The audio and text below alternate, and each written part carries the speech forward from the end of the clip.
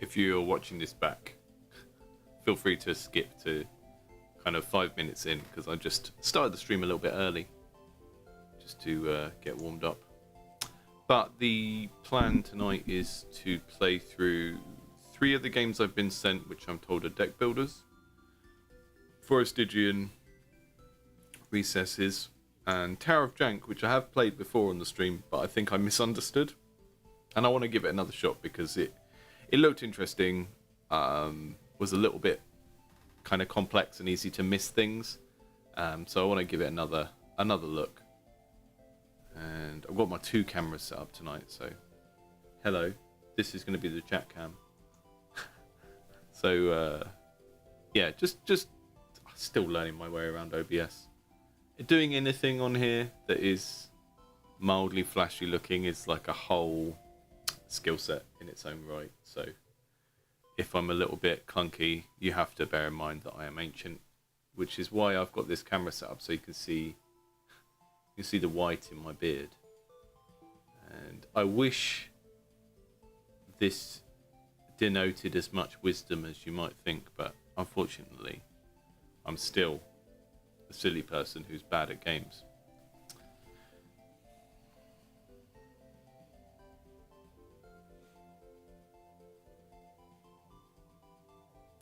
2 of the games I'm going to be reviewing are on Steam already. I think they have public demos. It's always hard for me to remember whether I've been given a key to something private or whether it's a public demo, but 2 games are on Steam, 1 that's on itch. That's Tower of Jank. And I think you can probably tell from the art style here, but I think Forestygian and Recesses are going to be quite different from each other. You know? This is kind of looking quite dark. This is looking kind of goofy and childish. Hopefully not in a bad way. But I didn't say the stream was starting until 7 GMT, so I'm going to give people 5 minutes before I get started properly.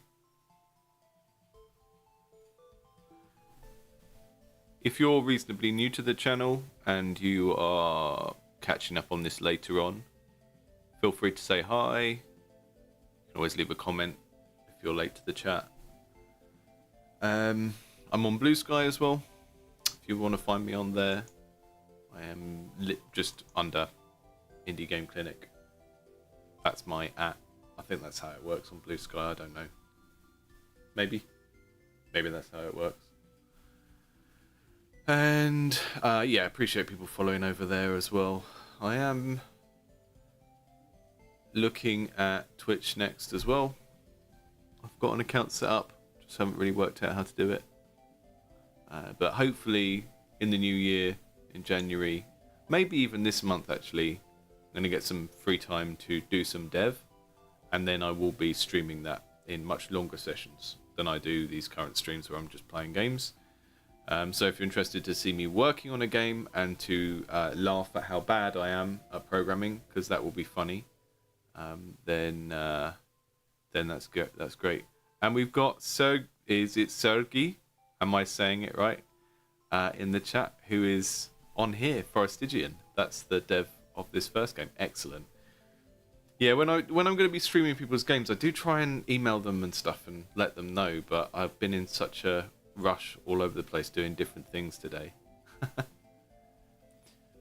So since you're here, Sergey, I'll tell you the thing that I actually cut and paste it from your email here, because I was This was the thing I was slightly concerned about. You said in my games, cards are in a support role. They heal your hero, generate mana, all the stuff you'd expect them to do. Also, I replaced basic cards in the deck with newly acquired cards in attempt to streamline the process. That bit, I'm maybe a little bit concerned about because I think that's a key dynamic in a lot of deck builders that makes them work, is the fact that you sort of you can overload your deck. You can put too much stuff in it, and it makes it harder to draw the things you want. So if the size of the deck never changes, then you're kind of losing a dynamic there potentially. But like Sergio, but double.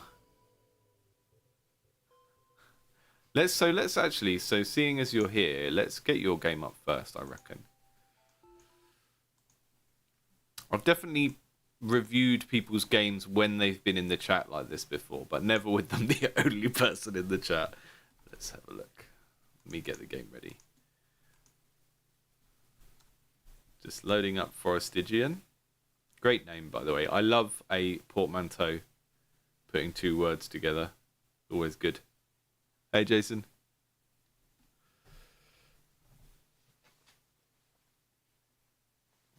I'm just going to get the chat up on my phone because I only have one screen and that's the only way that I can see the chat live while I'm playing something. One day. Hi, Drive Haven as well. One day I'll be fancy and I'll get my second screen, but we're not quite there yet. Let's see if the game's going to share properly, screen share properly for me.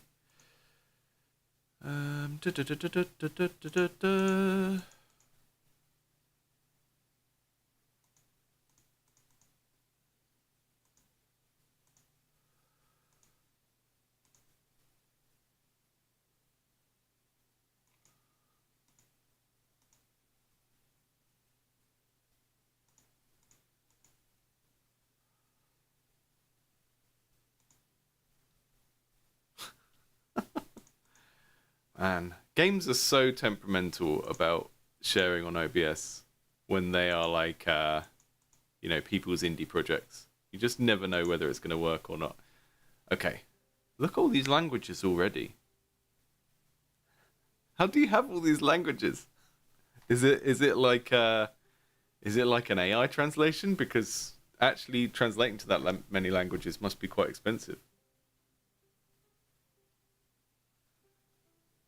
Ah, yeah, Jason, I'm glad you appreciate Range Touch. They're really, really good. Cameron, who runs Range Touch, is one of those people where I started following them for a specific thing, like some of the games criticism, and then I ended up just listening to everything they did, including the Stephen King podcast they do, even though I've never read any Stephen King. That's kind of like how much I like that channel. I just put my webcam over the screen share, then we're good. Okay, let's check this one out then. Nice. Icons show what the card does. To see what an icon means, hover over it. Cards don't cost mana. Instead, many cards gain mana. Cool. Okay. I love the fact that you've already got the helper mechanic of like hovering over common things and being told what they are. I think you probably would have noticed in the deck builder video I did. In the deck builder video I did, I was complaining about how even in the digital version of Dominion and stuff, they don't have like helper text in the game to explain stuff.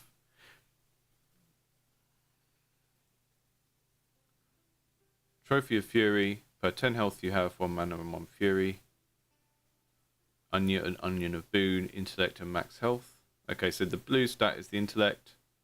Health is red. Potion of mana.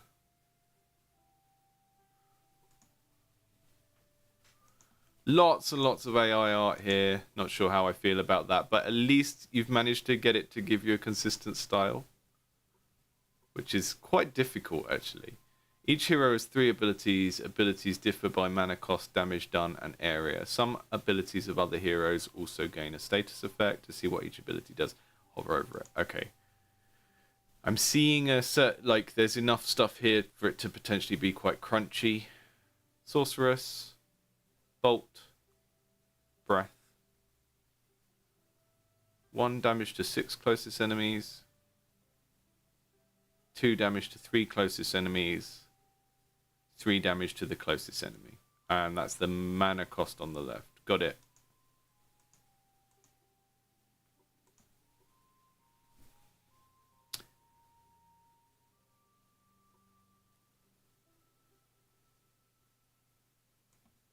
I mean, you say helper text is a must, but you'd be surprised how often it gets left out. Okay, so you've got a sort of monster train type situation here. And... okay, so I've got my moves on the left and I've got my cards, and my cards are sort of an inventory at the moment. They're not necessarily something I need to use constantly. Next mana gain is at least 3. So it's using the deck builder bit more for your items, and then your character has these innate abilities that cost mana. Got it. So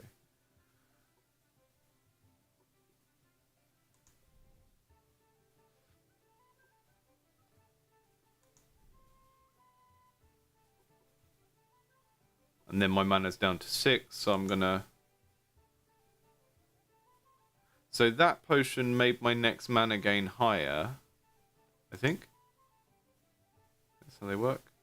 I'm not gonna read the chat for a minute because I don't want to like have the rules explained. I want to just go off of what I can see. Okay, so yeah, target the closest enemy because these others are all currently not going to be able to attack me for some reason. I'm not sure why that's happened. Oh, it's because they're not ready. They're like got like summoning sickness in Magic the Gathering. Okay, I quite like that you get that window of time where they're not doing anything and you can just kill them potentially.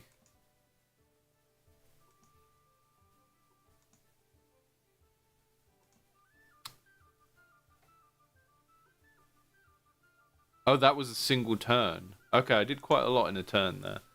Interesting. So now I start my second turn and I've got my onion this time. Gain boon. Next mana is increased by number of cards in hand. Okay, so I want to use that first.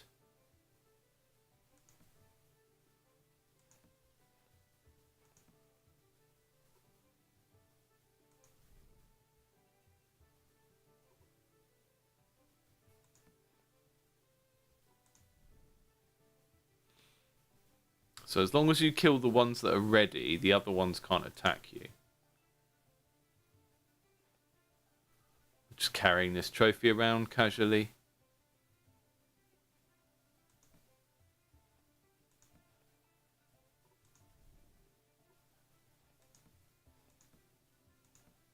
Just clicking stuff randomly now. Okay. That didn't feel too challenging, but I think, like I said in the last video I put out, I'm a big fan of not challenging people too much at the start and just letting them feel good for a moment. Gains mana and status based on health you have or missing, whichever is lower. Gains some vitality and a status. Ooh. Apple of Stretch. Apple of Benediction. These are some special apples. I'm going to go with the Apple of Fury because that's conceptually the funniest magical apple. It's just like I ate this apple and now I'm so angry. I'm so angry. Okay, gives you Fury, which is double damage on your next attack. Yeah, that's fine. One of the things, and I don't know if everyone does this, but one of the things I tend to do when I'm playing a strategic game the first time is whenever I'm given an option, I'll either pick the thing that just seems really simple and I don't have to think about it, so I'll tend to pick passives, or I'll pick the thing that just sounds funny, and just to, you know, the most chaotic thing really. Next ability reaches one more enemy per 3 cards in hand. I mean, that extension ability seems helpful because the attack I've got that only hits 1 is a lot cheaper in terms of mana, so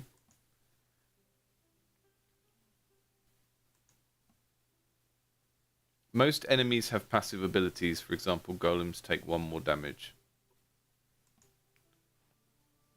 Is that an ability to take 1 more damage? Take 1 less damage from all abilities. Yeah. So I think that orc ability where it says takes 1 less damage from abilities, it would be good to see that represented on them as an icon, like a shield or something, because I think having to read these and memorize them is going to be a bit of a pain. How do we start off? 2 to the 3 closest. And a really fiddly small thing here, but I've noticed that you've basically, when there's a predicted damage down here and it highlights it, it does account for that Orc Elite ability where it mitigates some damage, which is good. So okay, I'm going to do that because it will take out the first 2. And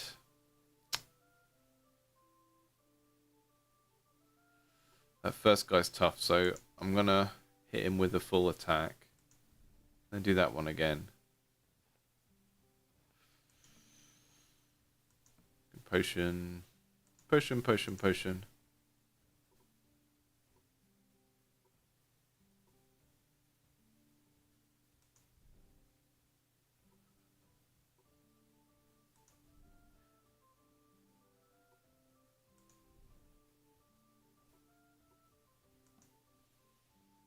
Feels a little bit math problem-y at the moment.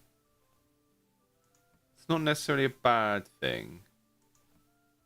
But I'm interested to see how the game is going to vary depending on, you know, what your character and deck are and so on.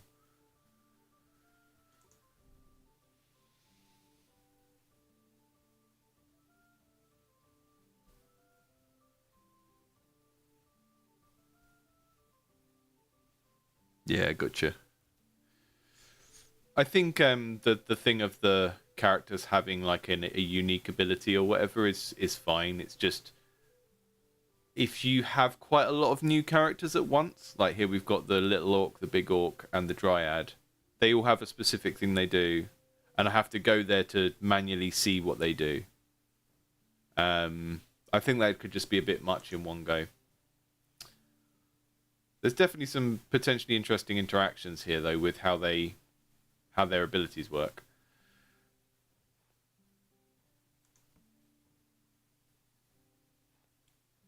Oh, these give me mana as well. Okay, I'm going to eat that apple. I'm going to eat the extending mushroom. Look at that. Hey. That's very satisfying.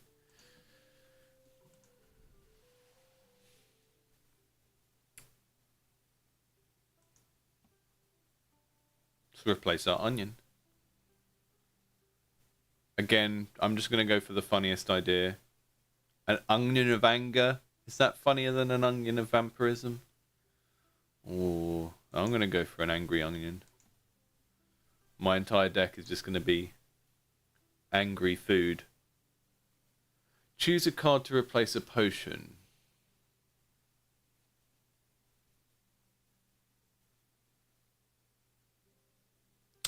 Okay, harvest. So they've all got the harvest ability. They all gain 2 mana per enemy defeated, and then the base thing that the item does is slightly different.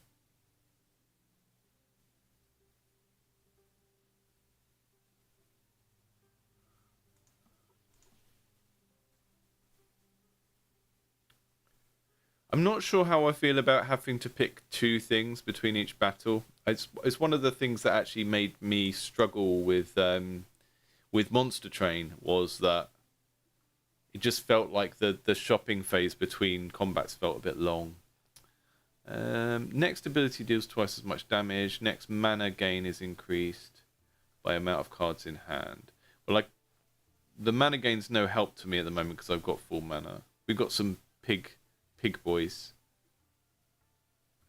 When he takes damage, if ready, increases. Okay, so these guys you really want to take them out and not hurt them and then leave them. So,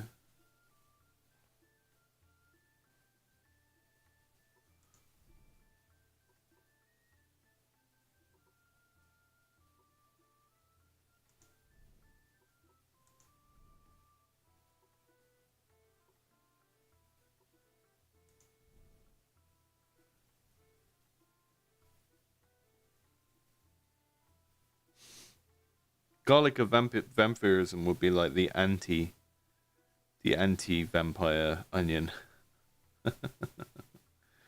Hi, Darius.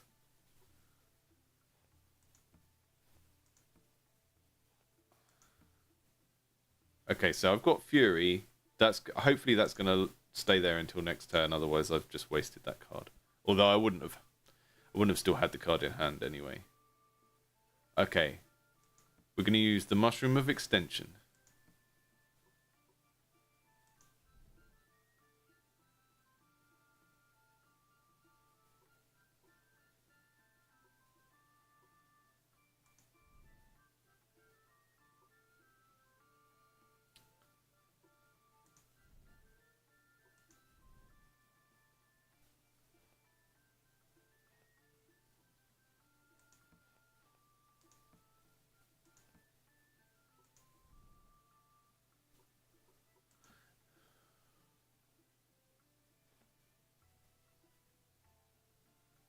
Okay, we want to get some mana back now.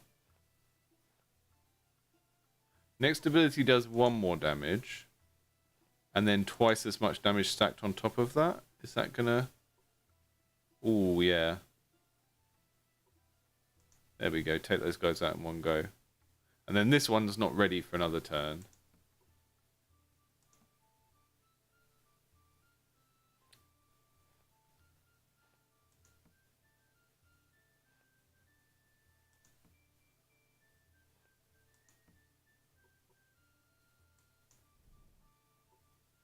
Yeah, there's some interesting ideas here.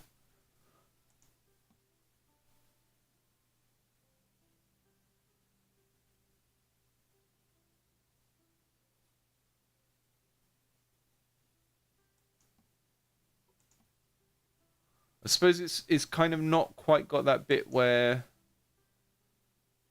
so the building of the deck does feel a bit like upgrading a character, which is fine. It's what it's meant to feel like.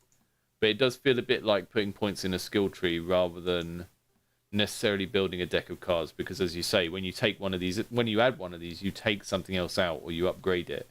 So there's never that sense that the deck is getting bigger or smaller, which is kind of it can be a frustrating part of deck builders, and I know some people don't like it because it always means that it's optimum to try and get the stuff that lets you make your deck smaller.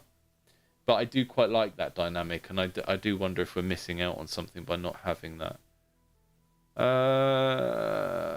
Right, let's use the extra reach.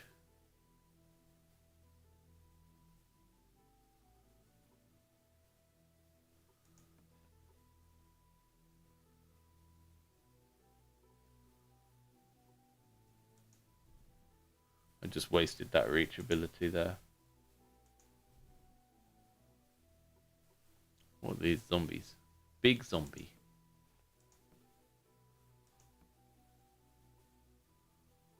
Gosh, they've got a lot of health.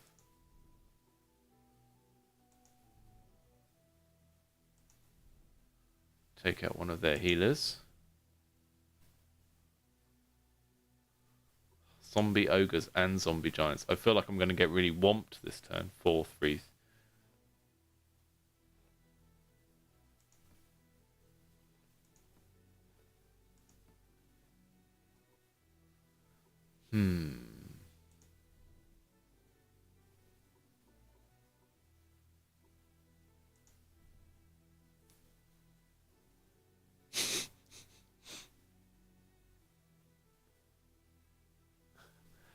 That's really interesting to hear about the... Yeah, so Sergey said the onion was to have a purple item, so it was red and blue. That makes sense. I can see the logic there.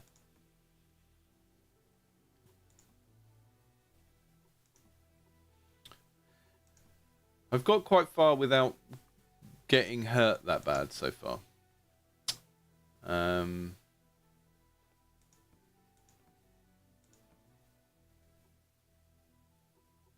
At the moment, it's quite hard to judge really whether I'm making good decisions or not. Because I'm just sort of, sometimes I'm thinking about it, sometimes I'm doing it kind of randomly.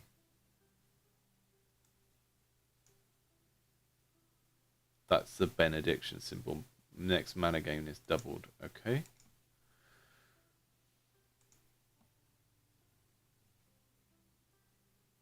I just want a cool book. I don't even want to know what it does. I just want the wizard book. Uh-oh. Okay, so these are like a level up from the pigs. They have like an enrage ability where they get more dangerous the more times you hurt them.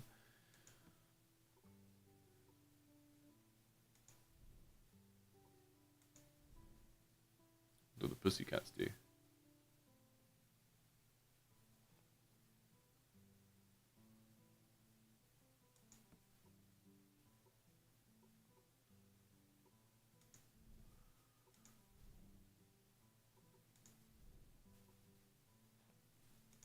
I really am clicking a little bit randomly now, if I'm totally honest.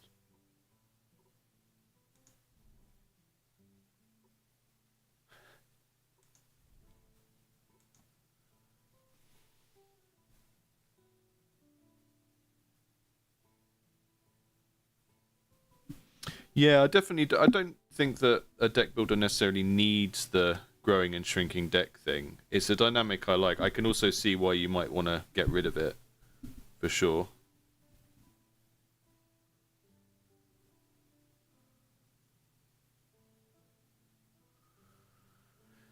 Um,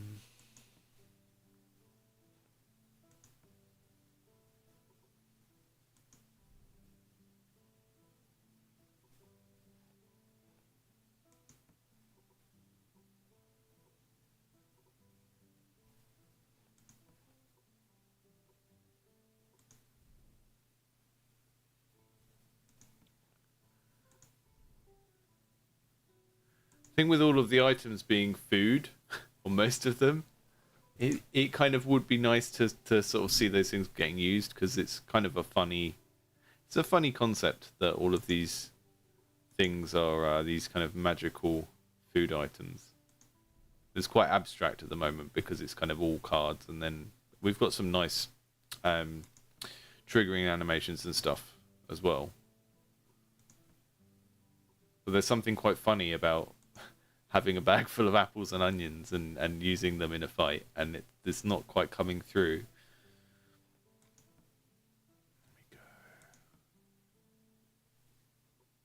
So harvest gives me mana for killing those guys, so I'll do that, and then we're back. Next deals twice as much damage.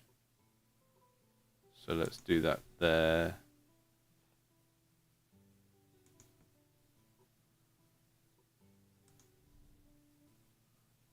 So I've given him quite a lot of extra attack, or at least 2 extra attack, I think, by hurting him. I think I can still beat them this turn. Yeah.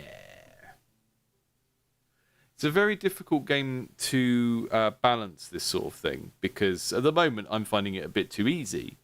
But like you say, you don't want to hammer people too early. And the way that roguelikes usually need to work in terms of balancing, particularly sort of strategy or tactical, like turn-based games that are using the roguelike model, is as a player, you want to feel like losing is your own fault. And to really achieve that, you need a very kind of long loss where it's sort of a series of errors where you lose a chunk of health, right? If you have a game where you play 10 levels and they're all easy, and then you hit a level and you just get killed on that one level because the thing was suddenly too hard, people aren't as accepting of that. Whereas if you have 10 levels and you lose like 10% of your health on each level, and you can kind of really feel like you are losing because of something you as a player are doing or not doing, rather than the game just suddenly bringing the hammer down on you. And that's such a hard thing to achieve. It's really, really difficult. At the moment, it feels like I want a little bit more challenge, but it's so hard to balance that sort of thing.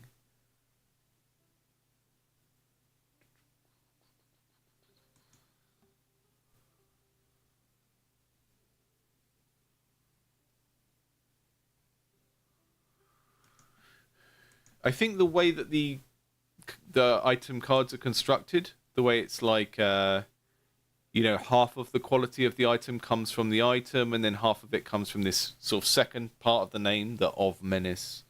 It's neat. It's a good way of making these things work together and making them memorable. I don't know necessarily how many people who want to play like fantasy battling games are going to find the kind of bag full of food stuff kind of amusing or just weird, because it's almost like a slot machine, right? To have a deck builder with these 5 cards fixed in place like this, so it kind of almost makes me think it might be worth going further in that direction and having like the cherries or whatever things they normally have on slot machines, and then instead of the metaphor being cards, it could be it could be that. I don't know.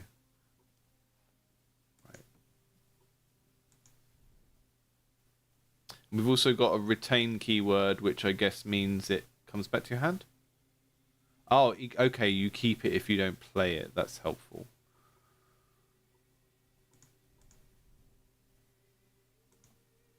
Although, because of the wanting to kill enemies before they get ready, I haven't seen many situations yet where I really want to retain cards. He's a bone saw. Big troll. Half damage from all enemies. Oh dear. Right.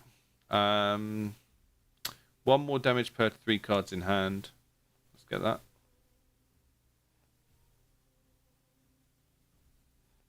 Next ability deals twice as much damage. We need some more mana.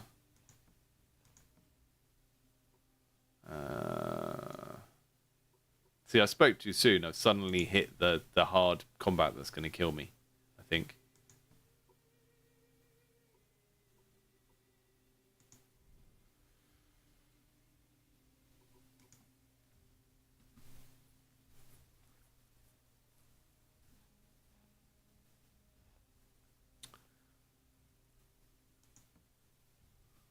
I have a lot of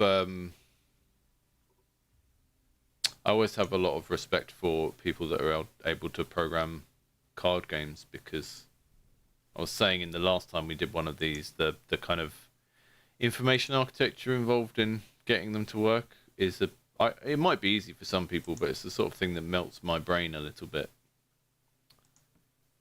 when I think about it.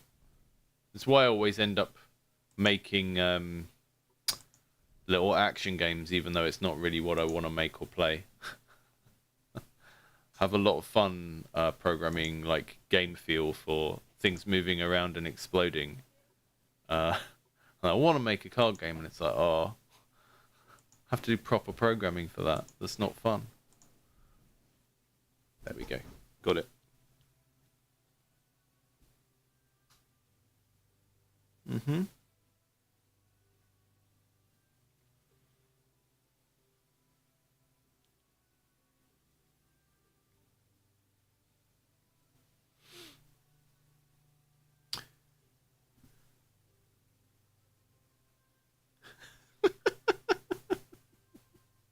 Bag of apples and onions in a battle is the classic Skyrim experience. Yeah. Monster Train kind of challenges could help.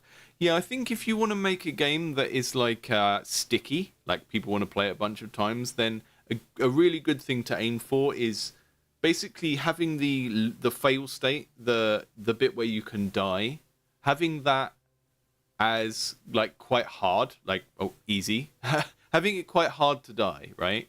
But then also having it quite hard to do really well. So instead of having Dark Souls, it's hard to survive. You have it's easy to survive, but then there's what would you call it? Degrees of success, right? And this is why for years and years casual mobile games all had that kind of star progression system where you complete a level and you get like 3 stars, or you get 5 stars depending on what you scored, because then they can like have those stars as a gate for the whole game.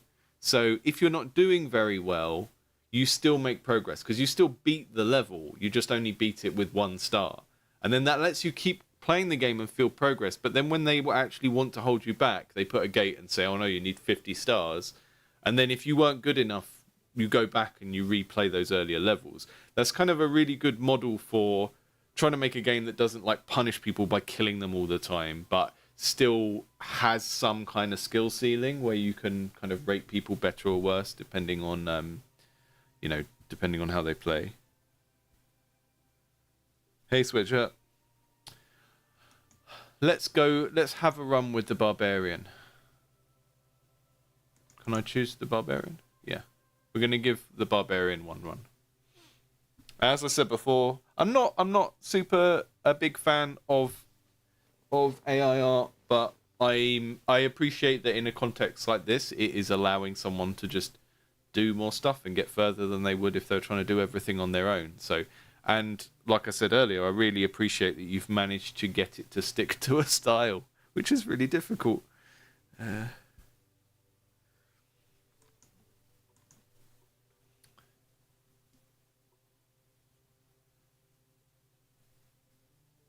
Yeah, rewarding multi-kills could be cool, or, having like passive character abilities where if you're able to trigger a particular thing in the combat, like a multi-kill, then something else happens. Okay, we've got Barbarian now. We've got Swole Geralt. Cleave, 4 closest. 2 damage to 2 closest. If you wanted to make these... Oh, yeah, no, you've got it. There's the 4 closest enemies. There's the icons that show... I was literally just going to say you could use the kind of Darkest Dungeon style way of showing who it affects, but you've got it here. So that's 2 damage to the 2 closest, 1 damage to the 4 closest, and 3 damage to the closest enemy, and gives you the anger status, which deals 1 more damage with the next attack. Okay, so... I'm not going to do that straight off the bat because this tiny demon only has 1 health. And my cleave doesn't work on these guys because they block 1 damage.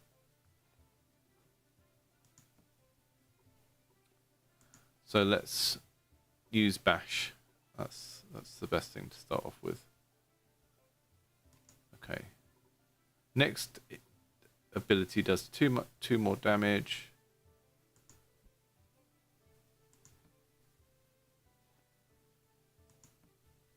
I would really like some sort of glug glug glug sound when there's a potion. You've got to have a glug glug glug.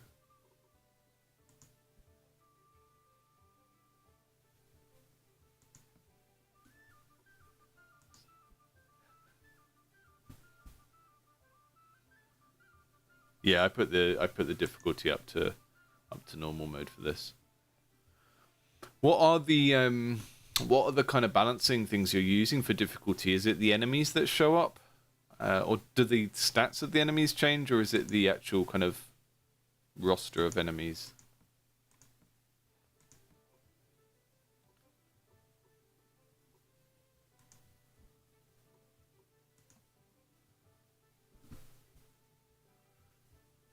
Just realised how big my camera is on the screen and you can't see the last enemy. So I'm just going to shrink myself down.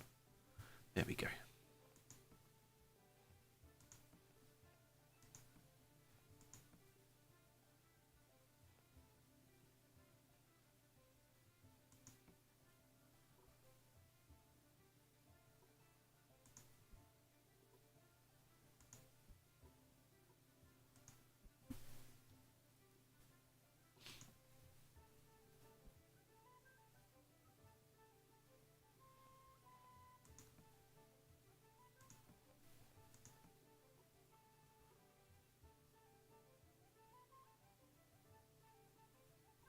What's the rule on demons?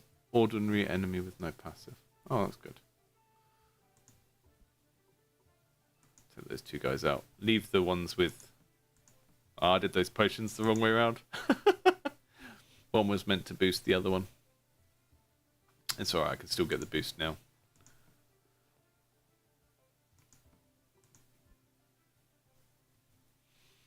I always like trying to overkill the enemy at the end of a fight in one of these games, even if it doesn't give me anything.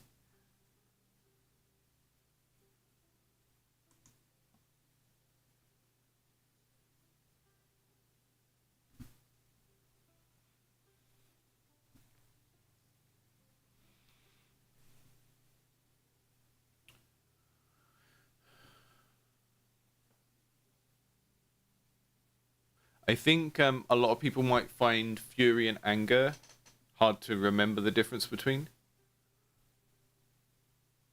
Maybe better, maybe good to have a different concept for those, because they kind of feel like variations on the same thing. Broccoli of anger.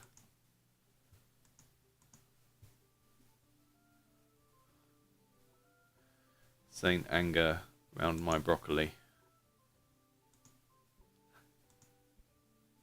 Scarecrow. Bronze clunkers. When he's at full health, takes double damage. When he's not at full health, takes double damage. Okay.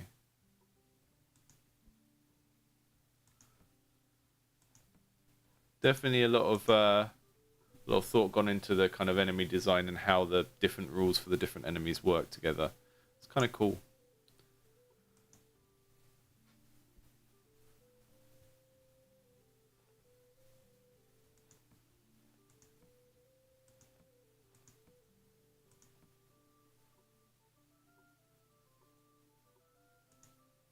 This barbarian definitely has like sort of Men's Health influencer vibes, you know? He's going to try and sell you some gut repair stuff and some minoxidil for your hair.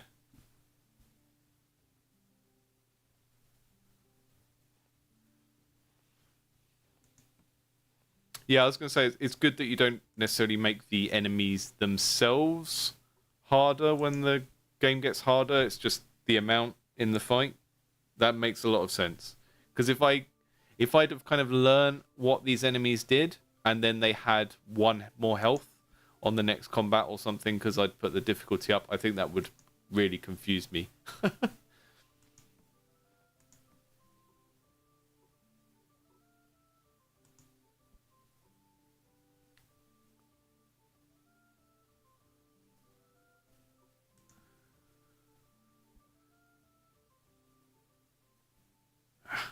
Got defeated. So we get the Amazon next time.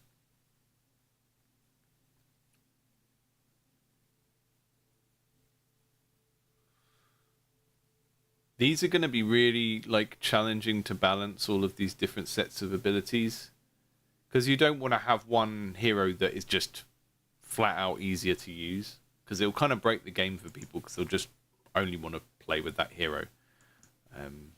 But yeah, that's cool. I'm finding that kind of. I thought there wasn't going to be enough there in terms of sort of just like strategic stuff to get my teeth into, but I did want to keep playing, which is a very good first test. Is the thing kind of making people want to keep playing it. So,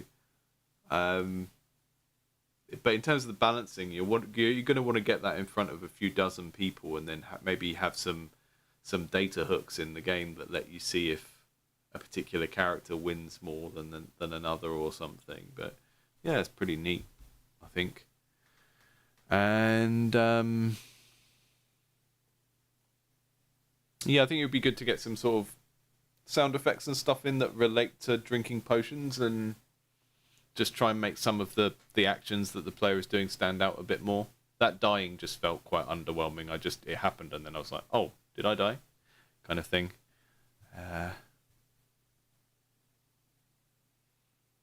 But yeah, I think that's pretty neat. I quite like what's going on there. I think you could go in a direction where it's a bit goofier, because it's kind of serious looking art at the moment. Like the art style that's been used is quite serious. But then conceptually, having a broccoli of anger is kind of funny. So if you wanted it to feel more coherent, you could go down a deliberately kind of funny looking direction, and it would maybe fit together a bit. Because having very serious artwork and then like onions and broccoli that have magical properties. It feels a little bit disjointed in terms of the theme and the tone. But those are things that will come in time if you keep working on it, I think. I think we're going to do Tower of Jank now, which I have played before. Let me just...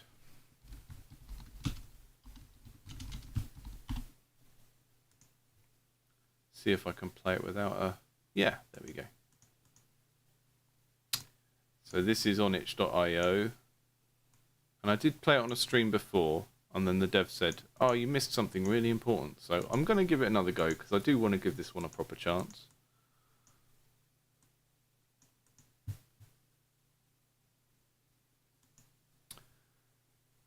Play... I think I've... Let me just do another window capture, because that one is chopping stuff off.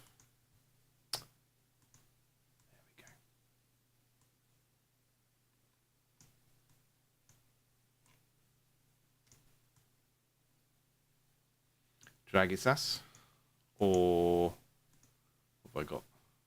Matas.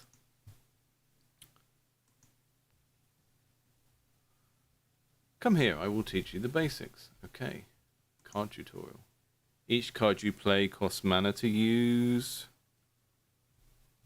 Sounds familiar. Your mana refills every turn, which lasts 10 seconds. So we've got a mixed turn-based real-time thing. Press Q on the start of the turn. You'll discard all cards and draw 5 new cards. What are we doing for sound level there? Have we got any sound?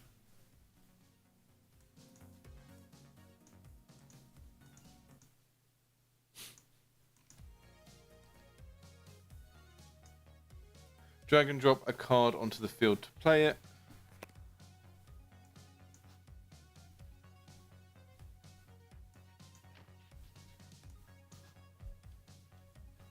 So I'm moving with WASD and then dropping cards onto myself.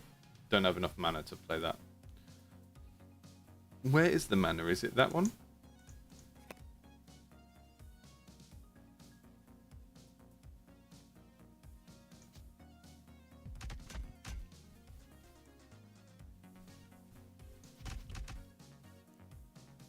This is kind of real time, and it's using the deck as stuff you can trigger while you're moving around.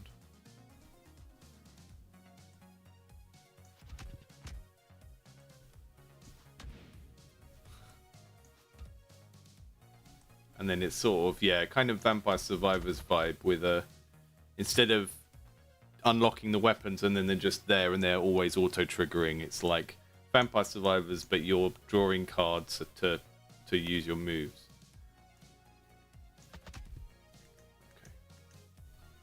Is that the end of the tutorial? Is that all you've got to say, Master Splinter?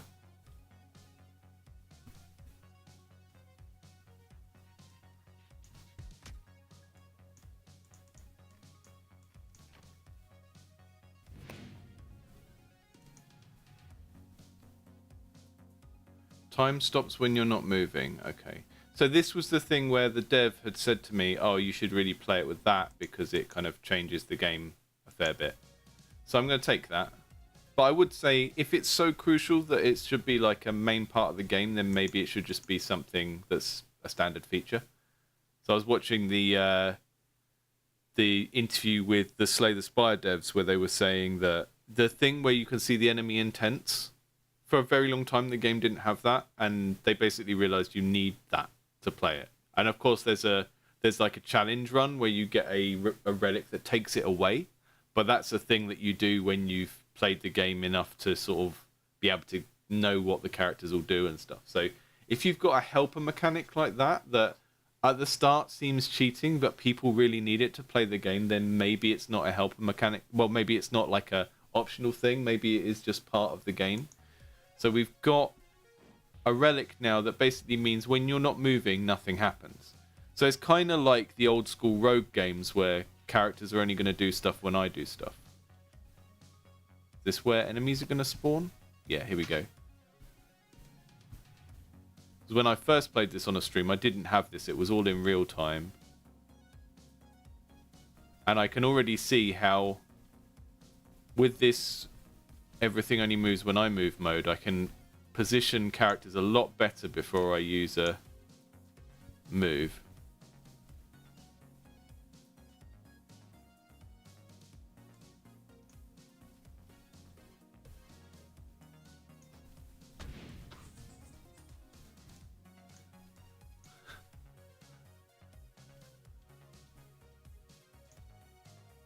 Yeah, I'm not sure how much this one makes sense to watch, but it's interesting. So I can draw cards whenever. I thought that a round was 10 seconds.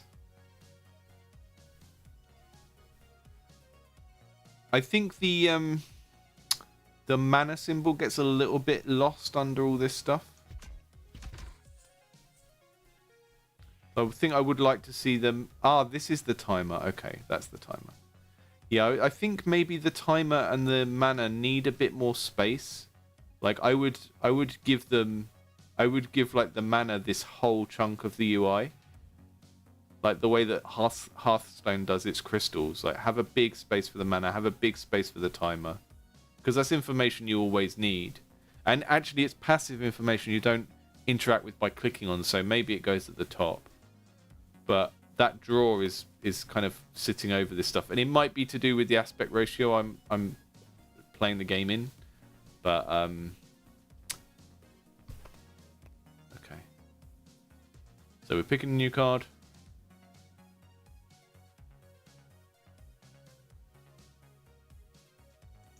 I'm always going to go for the thing that gives me another thing that flies around. Use all common attacks in your hand as one ability. That's kind of cool.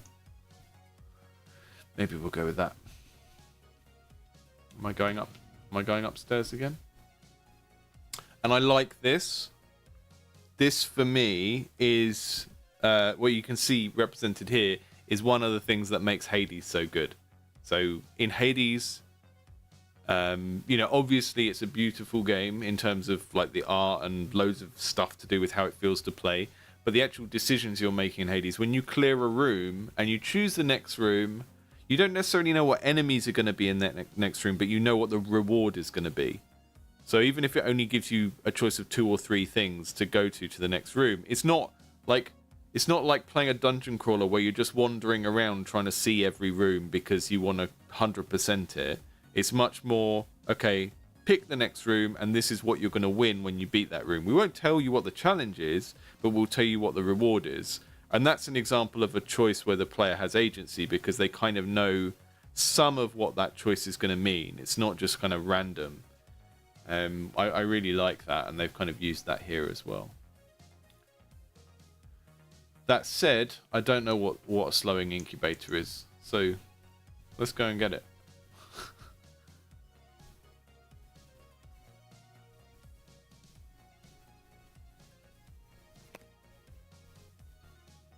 Okay, throw in an axe over there. Throw in some spears over there. Pop.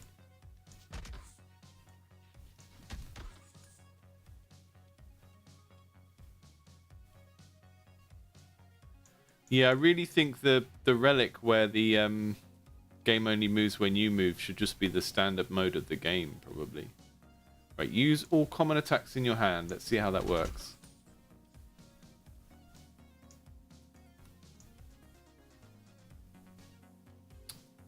I think when you're out of mana, there needs to be a clearer indicator of that. And I don't think it's just the number here. I think it's like something to do with the cards not letting you click them or something. I don't know. This is definitely a game where the sort of core concept already works, and there's just a few things about the kind of UX and how things are communicated to the player where they could be improved. What's all this? Rusty sword. Happy feet. I want that.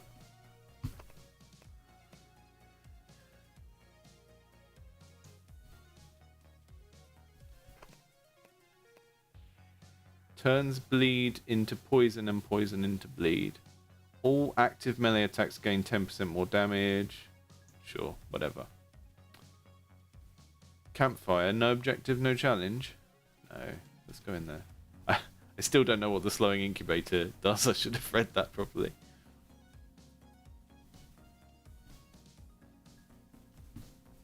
Pushing the table.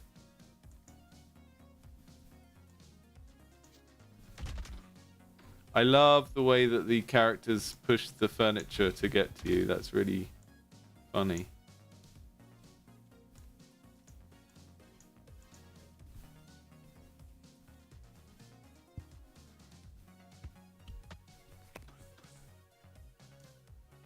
I think the drawing should just be happening automatically when that timer goes down. Feels a bit weird for it to be manual. I mean, if there's a reason for it being manual, I'm not sure I can see what it would be. I think thinking of a game that uses real-time combat and has a kind of metaphor of drawing cards. I mean, Clash Royale kind of does that, and it does work. Gain 1 fortify and create 6 spears around you. Sure, I want that.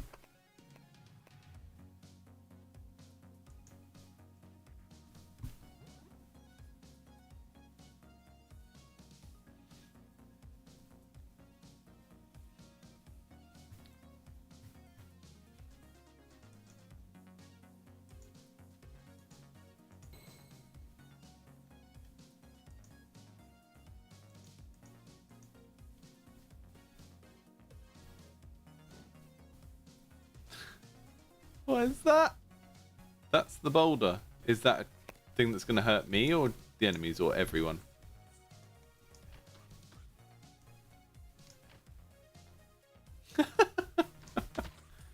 The little room variations you've got, like the different things that can spawn to make it not just combat, are really cool. I like.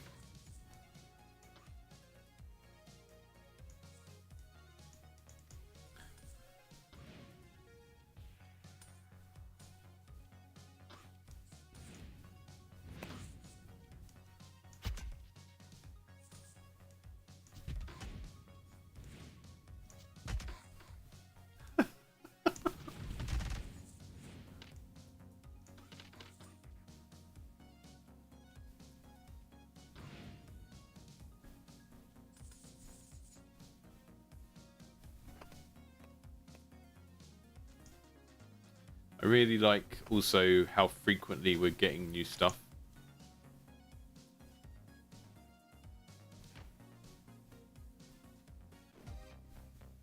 Uh-oh. Special music. What does that mean? Slimies.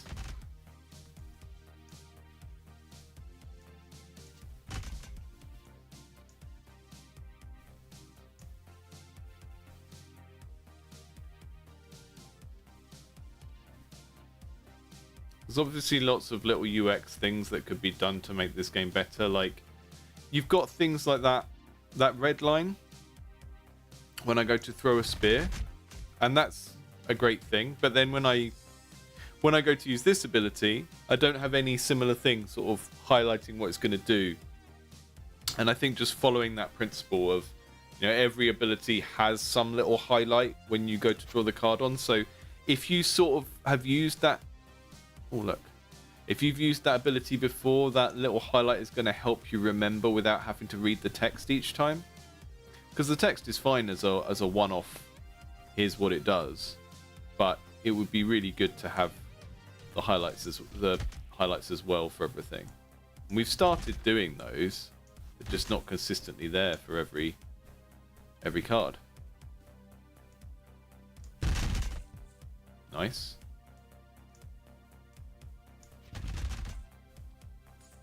That's very satisfying. That's definitely filling the bubble wrap.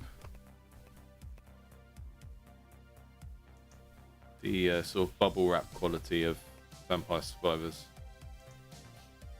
Popping a load of enemies, really nice.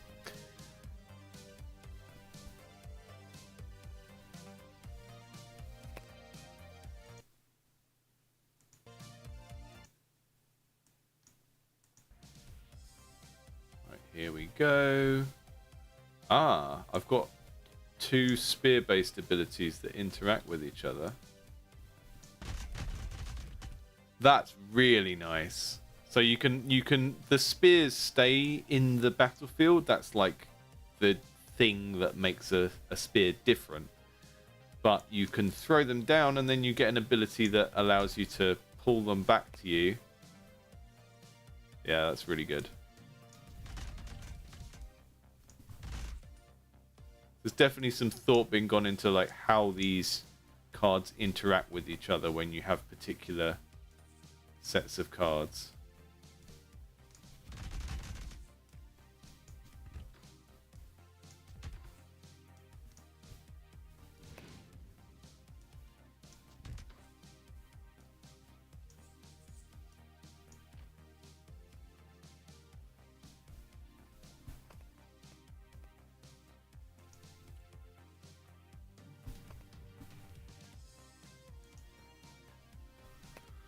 Yeah, biggest issue for me is really I feel like the time and manner aren't very well telegraphed. It's there for me to see.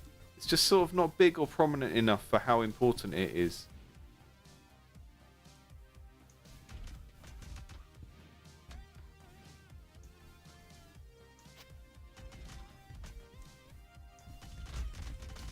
See, that was the spear and the recall again. That's really cool.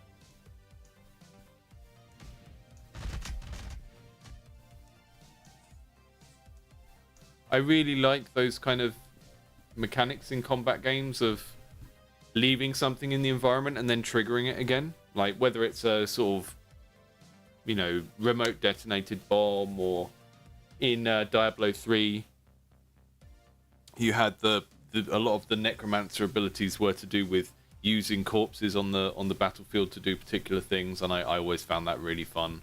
Exploding corpses, yeah, great. It's really following the does it sound like a metal band rule of game design. Okay,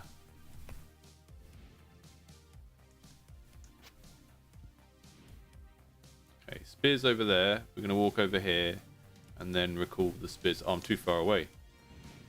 Ah, got cocky with it that time.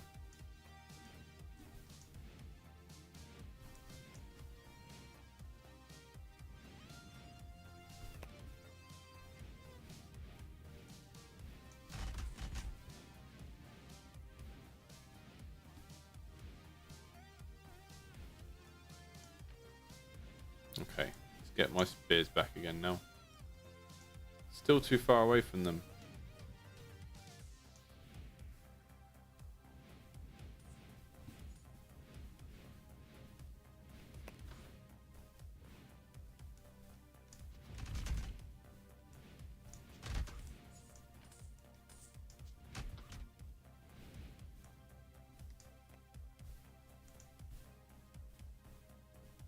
Visit my shop?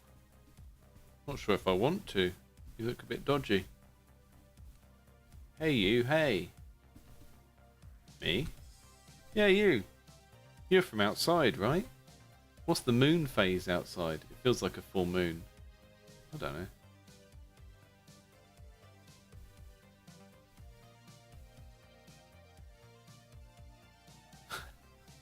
Jank really fucked my uncle when he sliced the side of the moon off. The moon has been sliced, of course. Very strange. I don't want anything from your stinking shop, you weirdo. Splitting projectiles. Again, lots of really cool interactions between cards. I've got the spear recall. I've now got something that lets my projectiles split into two.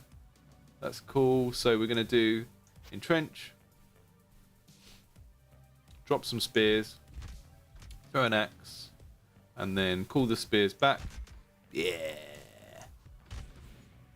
I don't know if that's a good set of abilities, but it's definitely fun to use.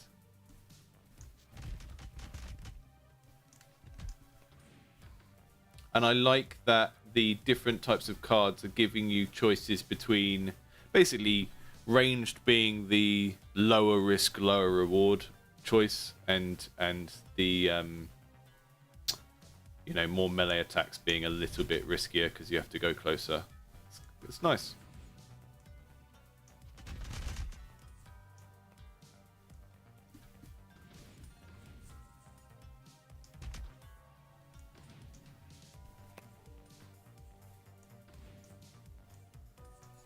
I'm gonna die now though. Yeah.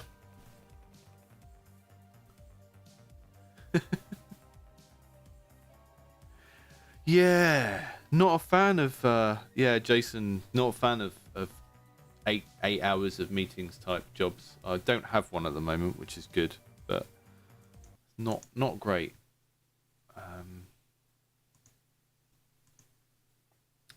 Especially if any amount of it could have not been meetings.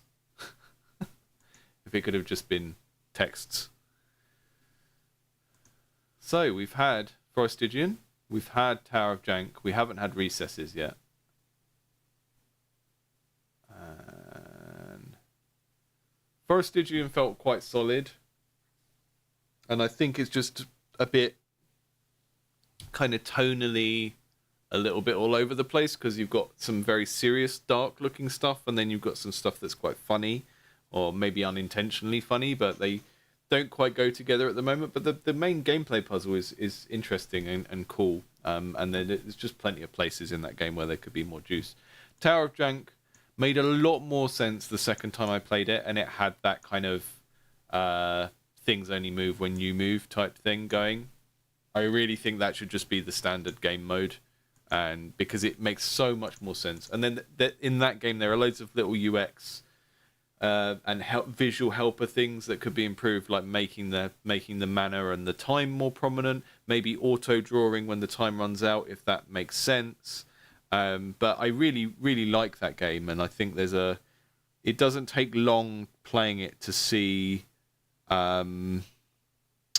sort of see how the cards combo in interesting ways, and then to want to build a deck that has more spears in it, or a deck that has more axes in it, or whatever. So this is kind of really, really solid in mind. And now we've got recesses, which I've got on my Steam. I'll get loaded up. What did they say? If you're interested in checking out a card-battling visual novel where 5th graders argue over society, capitalism, aliens, and human existence while playing cards during recess, here's a link to my game and a Steam key. That kind of intrigued me, because there's a lot of things there I like. Let me just switch my window capture around.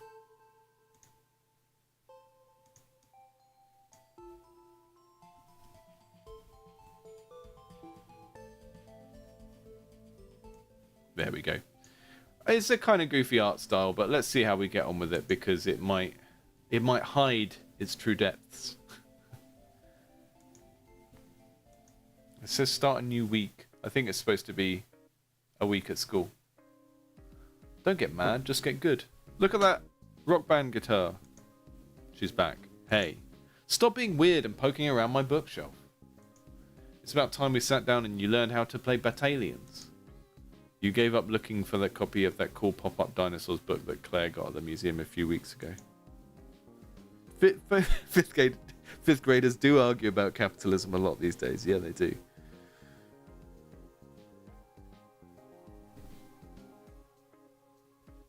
Oh yeah, doing job interviews. Yeah, fair enough. That is pretty important.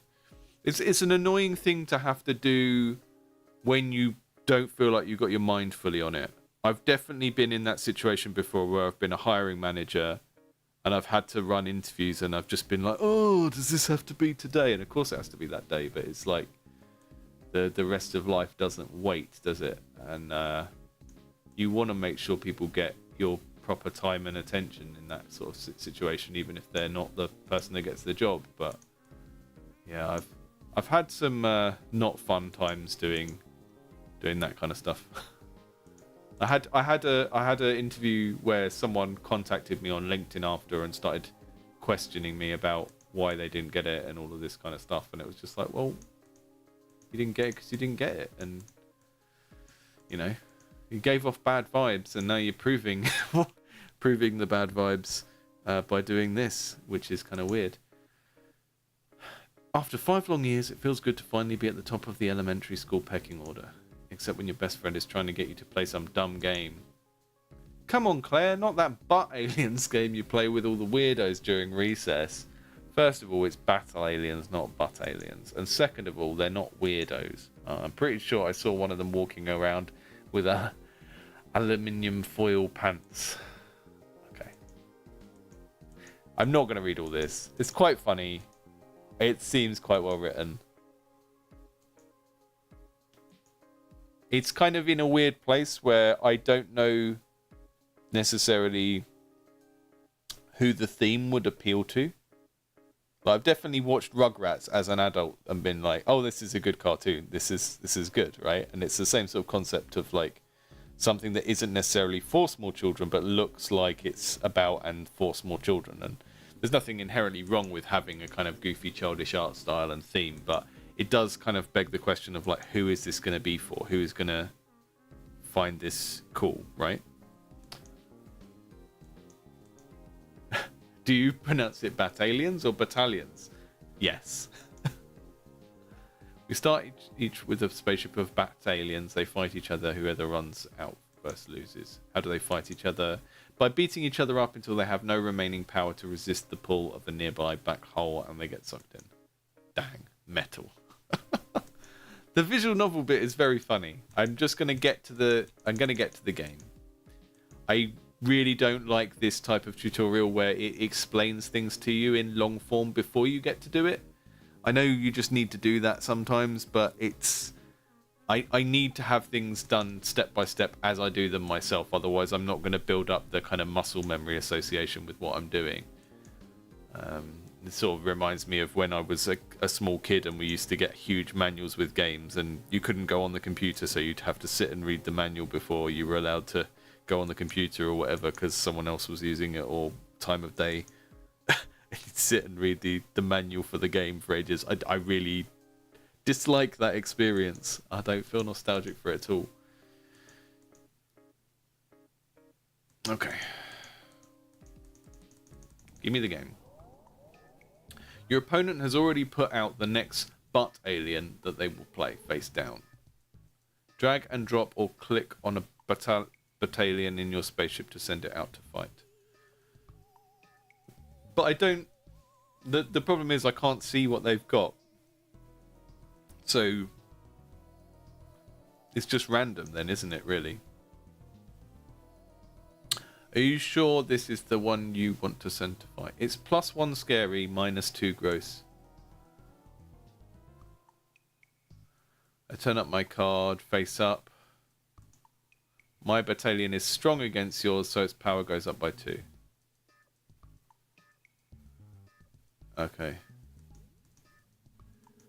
So far, I don't think this is actually going to be a deck builder. I think this is going to be a deck construction game like Pokemon, but not actually a deck builder.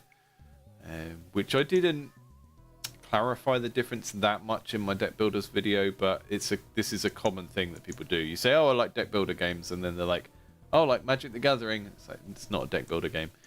The deck building doesn't happen in the game. It happens outside the game. Yes, I am sure it's the battalion I want to send to fight because I don't know what you're doing anyway, so I'm just guessing.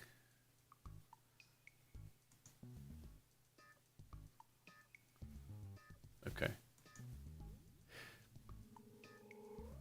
This is just sort of rock, paper, scissors. because I don't know what the other person's going to play, so I can't make an informed decision about anything I'm doing.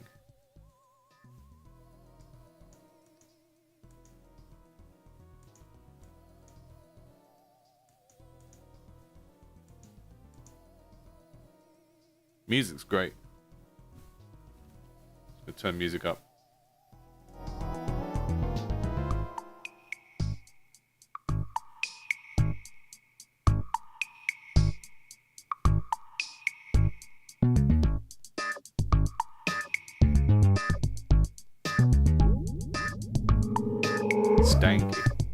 Stanky. It's good. Good music. But the gameplay is very dependent on just a random thing happening. So...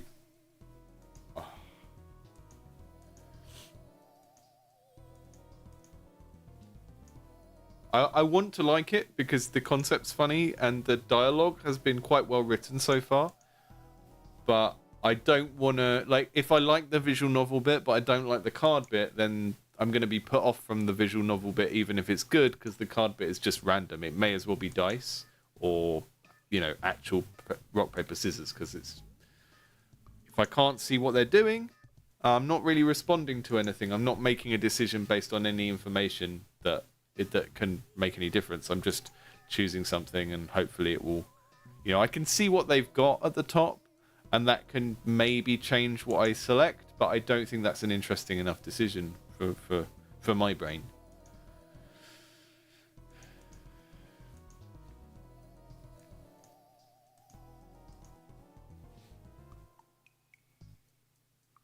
Ooh, fuzzball. Look at it. Cute.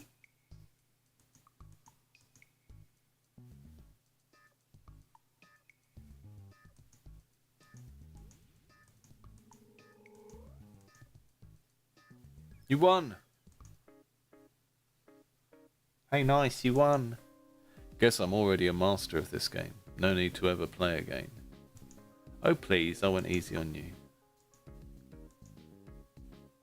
I'd rate it 5 out of 10.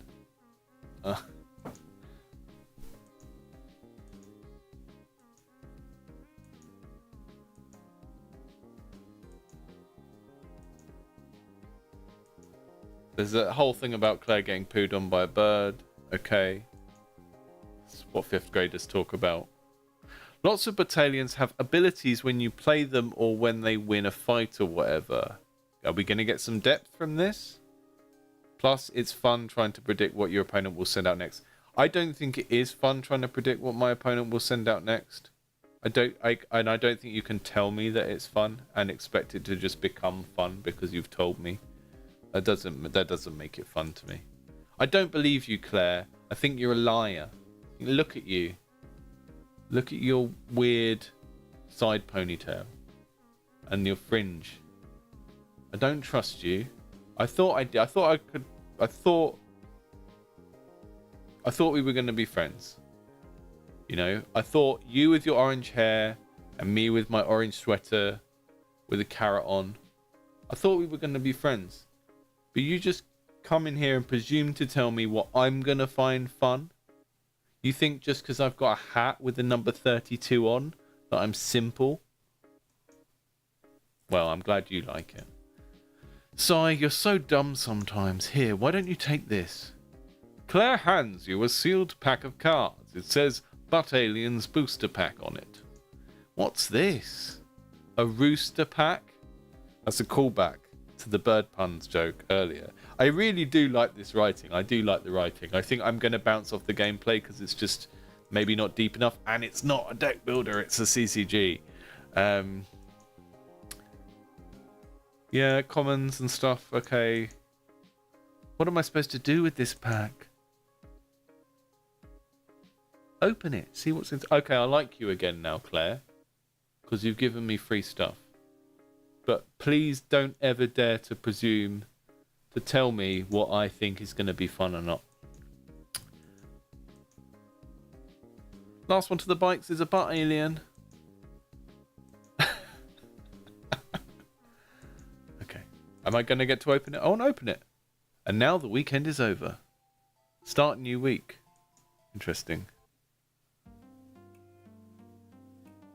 Oh, I was supposed to open the booster pack when I was in that menu.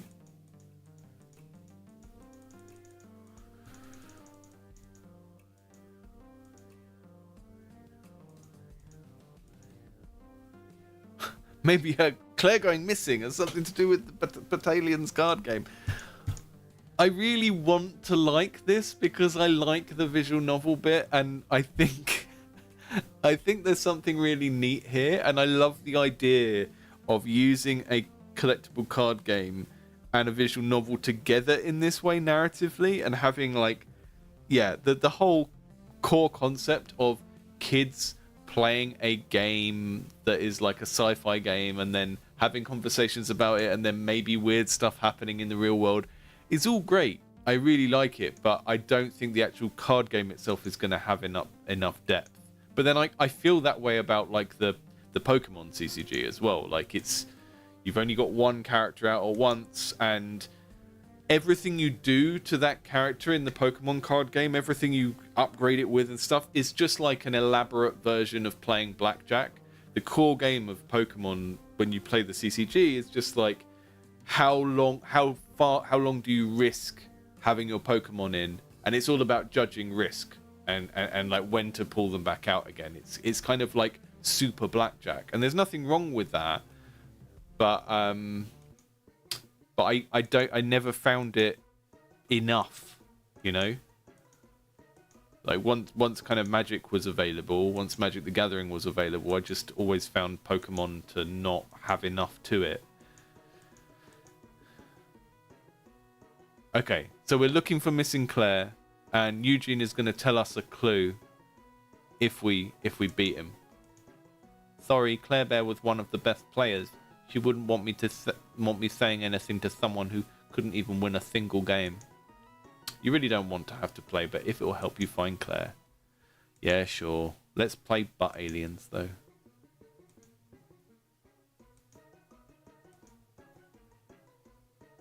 You've got lots to learn.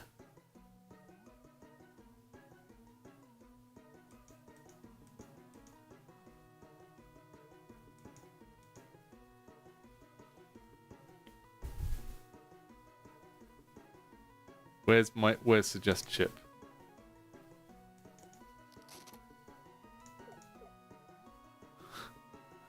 Lethal blob. Telmac pyramid. Ooh, snack buddy. Severe death piercer. Katsy's summon per. Obitsan sense taker. Fleck parasite.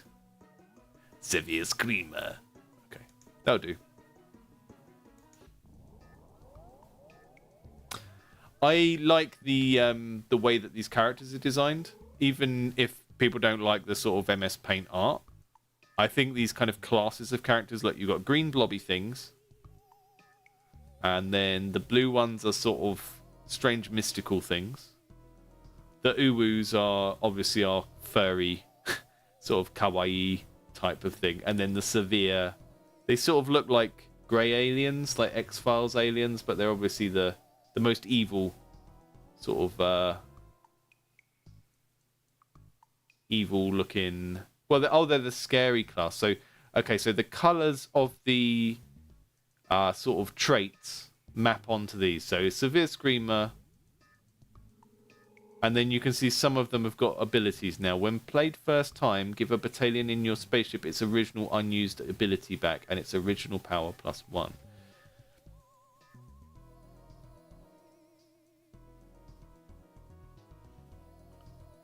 So blue is a weird alien. When this wins the first time, gain control of all the enemy if your battalions in your spaceship are weird.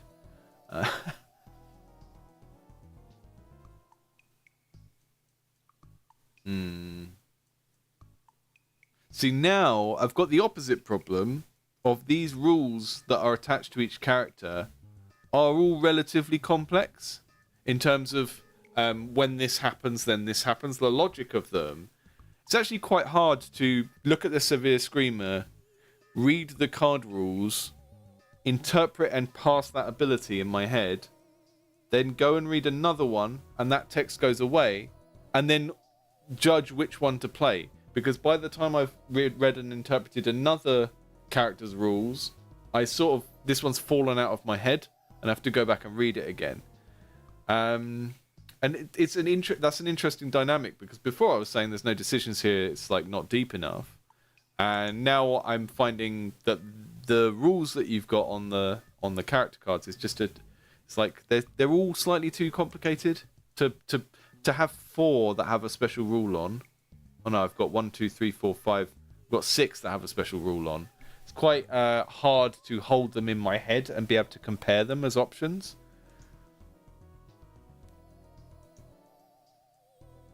There's a reason why you start with a certain amount of cards in games, and it's to do with how many different options people can process. And the like higher end for normal people is supposed to be 7.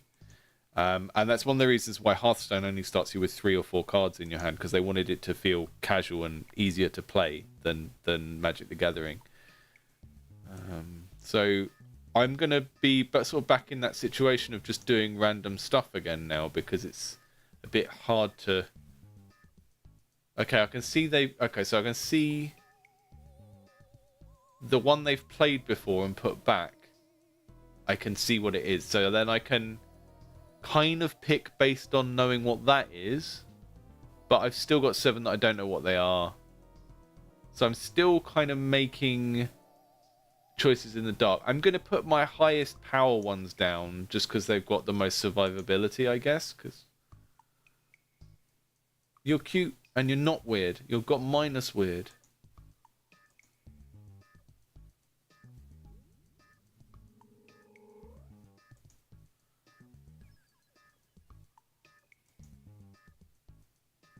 Yeah, I think having this situation a lot of times where they don't do anything to each other is also a bit anticlimactic for a decision that you sit there and make quite a lot of deliberation on, or you're supposed to. I don't know. I think a lot of people watching this would see the art style and the theme and be put off by those things. And personally, I'm not. I kind of like the art style. I like the theme. I like all of the storytelling I've seen so far. But this game, the actual gameplay bit, is such a weird mix of, you know, making arbitrary feeling choices that you are sort of guessing around, which is not fun to me. And then when there are things that I can think about and make a choice about, like how these rules work, they're just a little bit too complicated to have 6 of them to process and compare to each other. I know, and the thing is, I know the dev is aware of this, because in the previous section, a character said to me, "Oh, don't feel like you need to read everything right now. Just have fun." And it's like, well, you're kind of aware of the problem then, aren't you? Yeah. This is one of the reasons why CCGs tend to have keywords like I don't know what they are in Magic, but it's like in Hearthstone, it's Battle Cry for an ability that triggers when they appear first time, Death Rattle when they die, because then you sort of build up an understanding of that keyword, and then it sort of gives you half of their rules just from knowing what that keyword does. Just think these are there's a little bit too much going on in each of these rules. And I know I'm talking and that's making it harder for me to read it, but...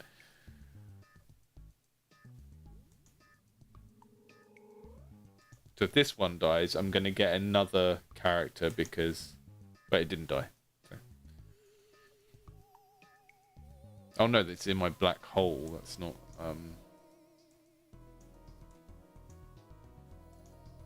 Yeah, the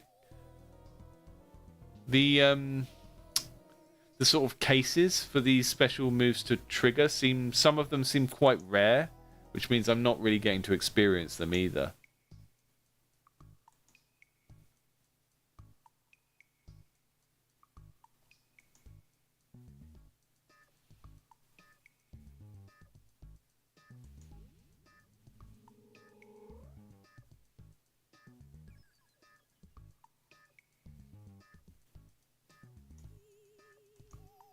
I'm gonna finish this one, at least.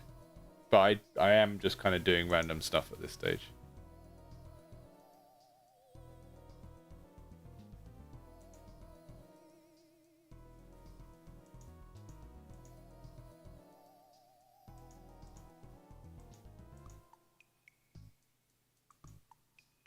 Both our battalions killed each other. Disgraceful.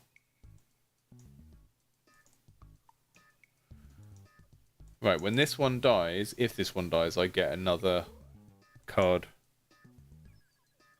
as a, because I've got a pink one in my black hole already. That sounded suggestive.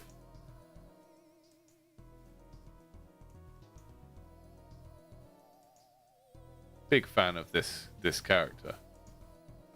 Pink astronaut cat. They've got ears on the bottom of their head as well, which I think is great.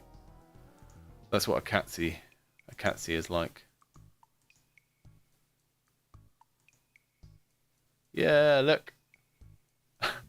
That one spawned too when it died. I won. Excellent. Wow, you actually defeated me. I wasn't expecting that. Nicely done. I mean, I guess. Whoever wins is just based on luck, isn't it? Sometimes you play a card that wins, sometimes I do.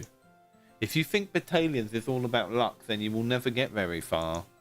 There is an element of chance, yes, but it is up to you to make the choices that have the best chances to win. Whatever. It's very funny to have like a voice within your game that acknowledges the sort of criticisms that people will have of the gameplay. I don't know, it's like drawing attention to it.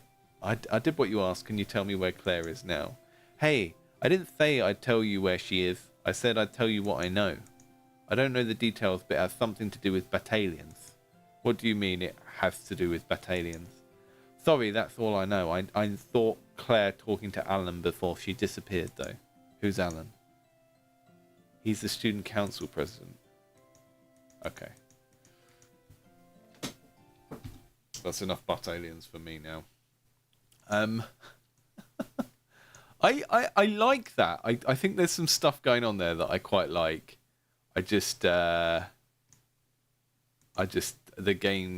actual card game just doesn't have enough choice in it. And when it was giving me choices, it was just like they were too verbose and too many different rules that I couldn't hold in my head to be able to compare the cards.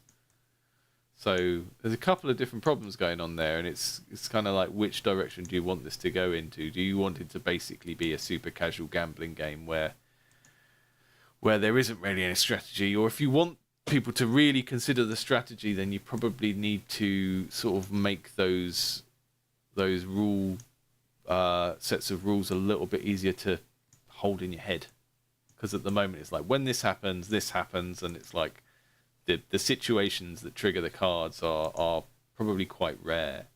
So that was Recesses, and like I said at the start, I think a lot of people with that one will maybe be put off by the art, maybe be put off by the theme. I think those are the most interesting things about it, though. I like the story, I like the visual novel element, and I like the concept of telling a story around a group of kids collecting and playing a game at recess. I think that's fantastic. I think the actual card play would need more to appeal to me personally,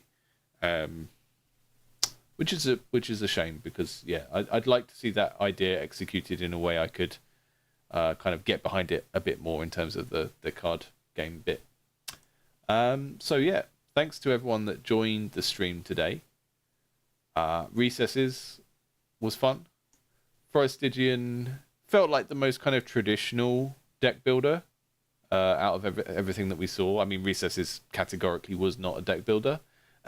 Forestygian was kind of hitting a lot of the notes of the deck builder, and like we had the dev in the chat who was saying that they made an active decision not to make your deck get bigger and smaller in that game, which gives it a particular feel. But Drivehaven agreeing that with Recesses that the kind of the art and concept were very strong, but the game didn't really have much appeal. I think I think Forestygian is kind of looking interesting. It's a bit tonally all over the place because there's sort of funny bits and dark bits, and it doesn't feel like they sort of sit together yet. But it's definitely a kind of interesting concept. And Tower of Jank, I really liked this, playing it this time. I played it before on the stream. I needed to play it with that relic that makes the game pause when you're not moving. It makes the game so much better, and I really think that should just be how the game works, rather than like a additional bonus thing. And while we're here, let's just nip onto YouTube and see what I've got coming up on the channel.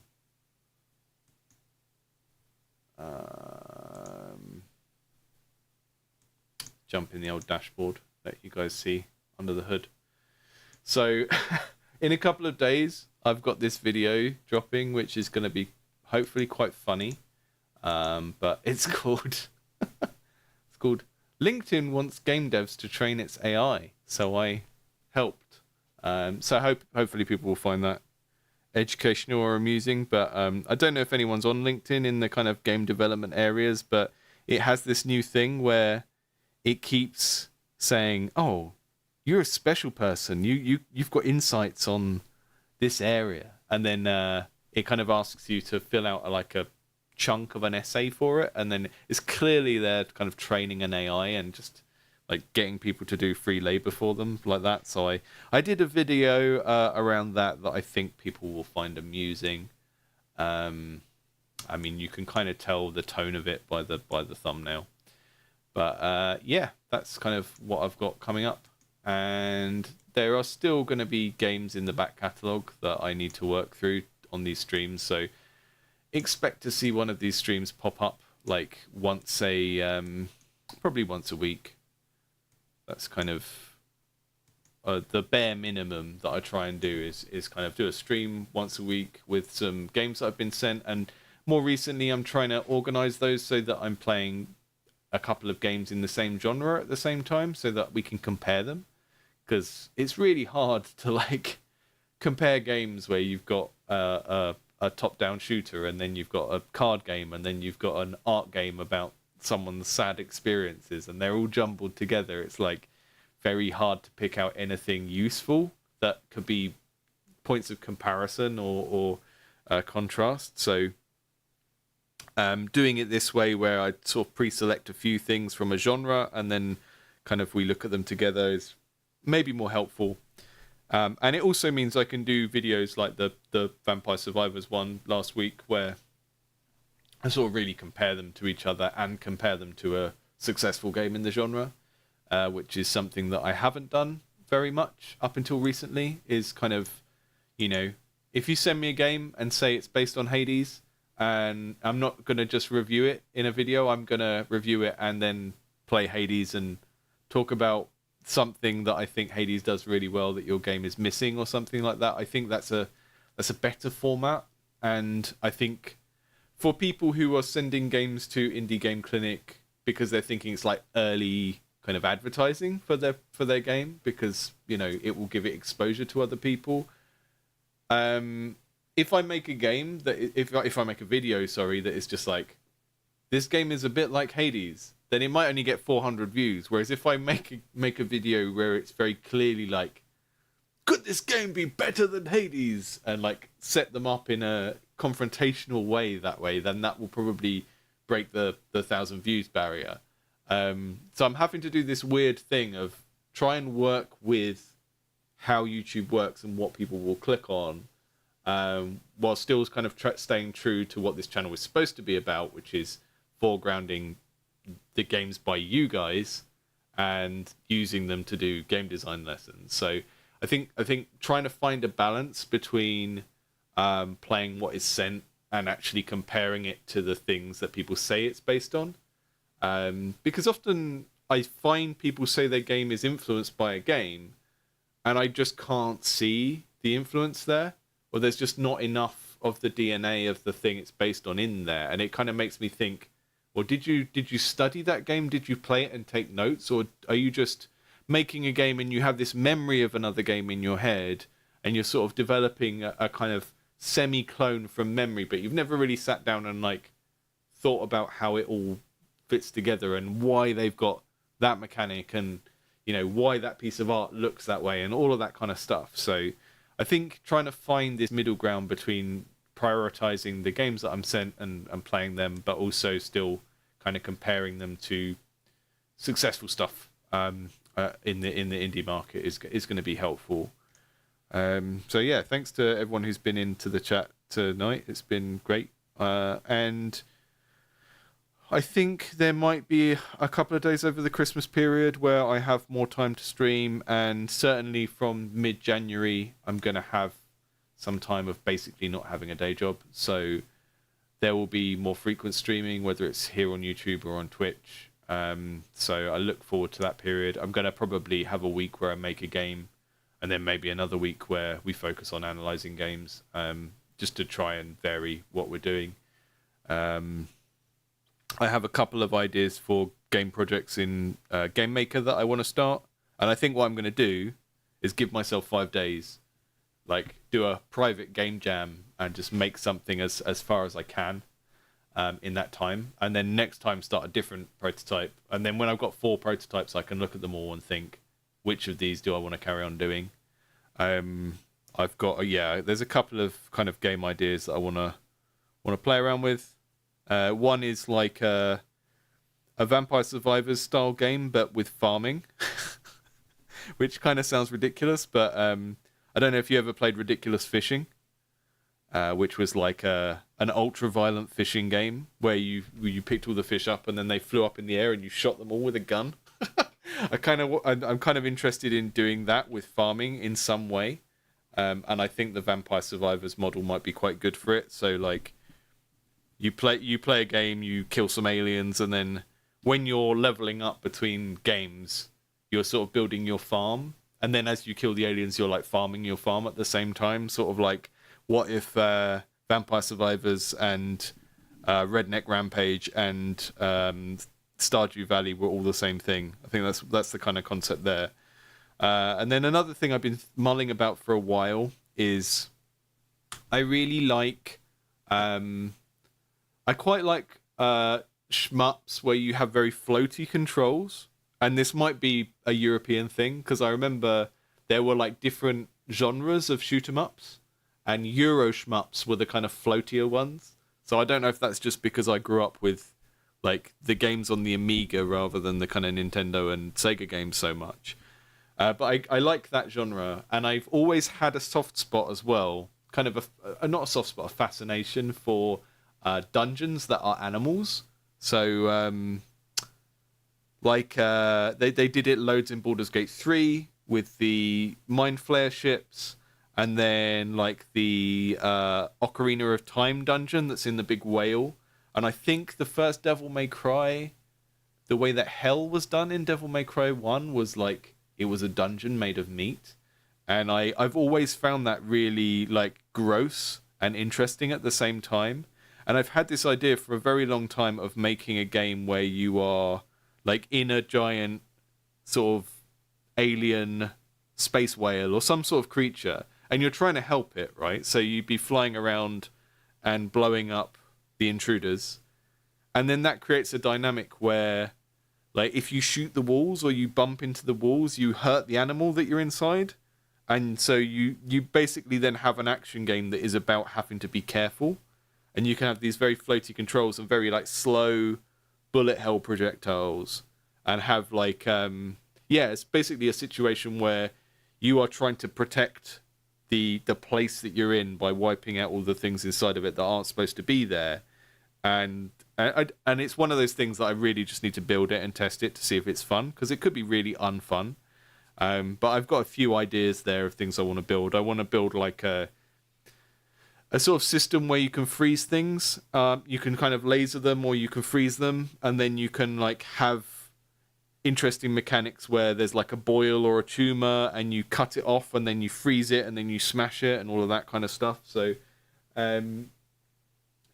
either of those two games will get started in January, I think, just as a fun little hobby project for myself, but I will be sort of streaming what I do then, which I'm a little bit anxious about because I am terrible at programming.